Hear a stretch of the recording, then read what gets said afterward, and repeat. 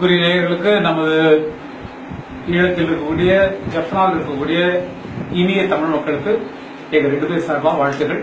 இப்பதான் இறங்கியிருக்கிறோம். உங்களை பார்ப்பதற்காக ஆவலாக காத்துட்டு இருக்கிறோம். இசைக்குழுவுகள், பாடகர்கள் இதெல்லாம் சேர்ந்து வந்திருக்கிறோம். பாருங்க, பக்கத்திலே பால் இருக்கிறார். அது ரொம்ப சந்தோஷம். மேலிருந்து பார்த்து வாழ்ந்த பூமிகளை பார்க்கும்போது ரொம்ப சந்தோஷம். இப்போ உங்க முகங்களை பார்க்க போறோம், காத்து கொண்டிருக்கிறோம். வந்து சேர்ந்தவங்க நியூஸ் பண்றோம். ரொம்ப சந்தோஷம். முதல் தடவை என் வாழ்க்கையில இந்த இடத்துக்கு நான் வந்திருக்கிறேன். யாரோ ஒருத்தருக்கு சொன்னாரு, உங்களுக்கு இந்தியாவில விட இந்த முக்கியமாக ஜாஃப்னாவில் அதிக ரசிகர்கள் இருக்காங்க. அது தெரிஞ்ச விஷயம்தான். நான் இங்க வரலன்னு கூட தெரிஞ்ச விஷயம்தான். உங்க ரசனை எங்களுக்கு தெரியும். நீங்க எவ்வளவு எங்களுக்காக காத்திருக்கீங்கன்னு தெரியும். நீங்க எல்லாம் கேட்டு வளர்த்த பசங்க நாங்க எல்லாம்.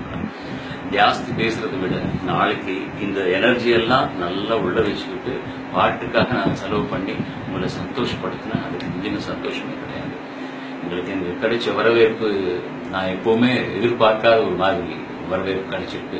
நல்ல வரவேற்பு. எதிர்பார்க்காத ஒரு மாதிரி தப்பா நினைக்காதீங்க.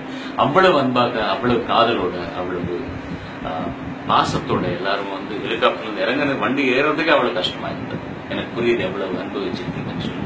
அதுக்கு நன்றி தெரிவிக்க தான் நாங்க வந்திருக்கிறோம். இந்த நன்றி தெரிவிக்க வந்திருக்கிற இந்த காலகட்டத்தில் எப்படி சொல்ல முடியும்? பாட்டால தான் சொல்ல முடியும். அதனால நாங்க நாளைக்கு பாட போறோம். 2 மணி நேரம், மத்தியானம் 11 மணிக்கு கொலம்போல இறங்கி 2 மணி நேரம் ஹெலிகாப்டர்ல டிராவல் பண்ணி வந்திருக்கிறோம். கலைச்சு போயிருக்கிறோம். அதனால ஜாஸ்தி உங்களோட கதைக்க முடியலன்னு தப்பா நினைக்காதீங்க. நாளைக்கு பாடிக்கிறோம். நன்றி, வணக்கம். God bless you. நன்றி. அனைவரையும் பார்க்க